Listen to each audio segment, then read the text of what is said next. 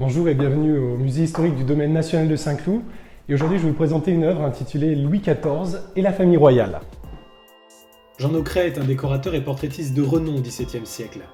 En 1670, il peint pour Philippe d'Orléans, frère du roi, une huile sur toile de très grand format, dont l'original est aujourd'hui conservé dans le salon de l'Œil de Bœuf, au sein des grands appartements du château de Versailles. Il s'agit d'un portrait de groupe des membres de la famille royale, grandeur nature, et présenté de manière allégorique sous la forme de divinités de la mythologie gréco-romaine. Les deux tableaux présentés dans les collections du musée historique sont une copie de ce tableau original en deux parties. D'un côté, le tableau représentant le roi et sa famille, les Bourbons, sur l'autre, son frère unique, Monsieur, entouré de la famille d'Orléans. Aucune trace ne nous est parvenue à ce jour sur les raisons du morcellement en deux parties de la copie, mais vraisemblablement, cette copie est l'œuvre du peintre Jérémie de Luthel, commandée par la grande mademoiselle Anne-Marie-Louise d'Orléans, cousine de Louis XIV, toile qu'elle plaça dans un des salons de son château de Choisy. Ici, Louis XIV apparaît en roi soleil au centre de la composition.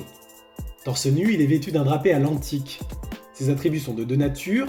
D'une part, la couronne de laurier et le soleil au bout de son sceptre, qui font référence au dieu Apollon.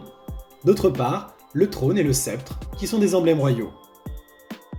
À sa droite, la reine Marie-Thérèse d'Autriche, son épouse, entourée de deux de ses enfants.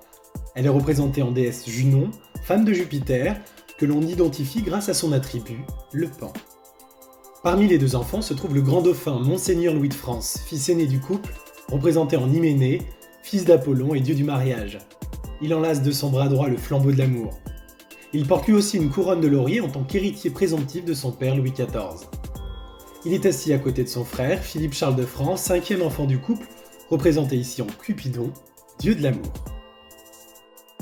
Aux côtés du roi, on retrouve également sa mère, Anne d'Autriche, représentée en Cybèle, déesse de la terre et de la nature, qui tient entre ses mains un globe terrestre.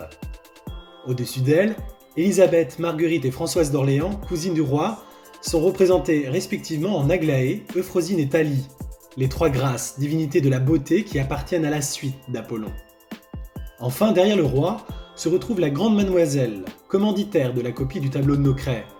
Elle est représentée sous les traits de Diane, déesse de la chasse, dont elle porte les attributs. Un javelot dans la main droite et un croissant de lune sur la tête. Intéressons-nous désormais à la seconde toile. En réponse à la première représentant Louis XIV et la famille royale, on retrouve ici son frère cadet, Philippe d'Orléans, entouré de sa famille. Sur cette seconde toile, Monsieur tient contre lui une corne d'abondance surmontée d'une étoile rayonnante, représentant l'étoile du point du jour qui annonce le lever du soleil. Son épouse, Henriette Anne d'Angleterre, dite Madame, est la cousine germaine du roi et de Monsieur. Elle est représentée en Flore, déesse du printemps, et tient des couronnes et guirlandes de fleurs dans ses mains. Entre les époux, leur fille aînée, Marie-Louise d'Orléans, représentée en Zéphyr, personnification du vent d'ouest qui annonce le retour du printemps. Ses attributs sont la couronne de fleurs et les ailes de papillon dans son dos. Enfin, assise à la gauche de Monsieur, sa belle-mère, Henriette Marie de France, sœur de Louis XIII, c'est la tante de Louis XIV et de Monsieur, représentée ici en Amphitrite, déesse de la mer. Elle tient dans une main le trident et de l'autre une branche de corail.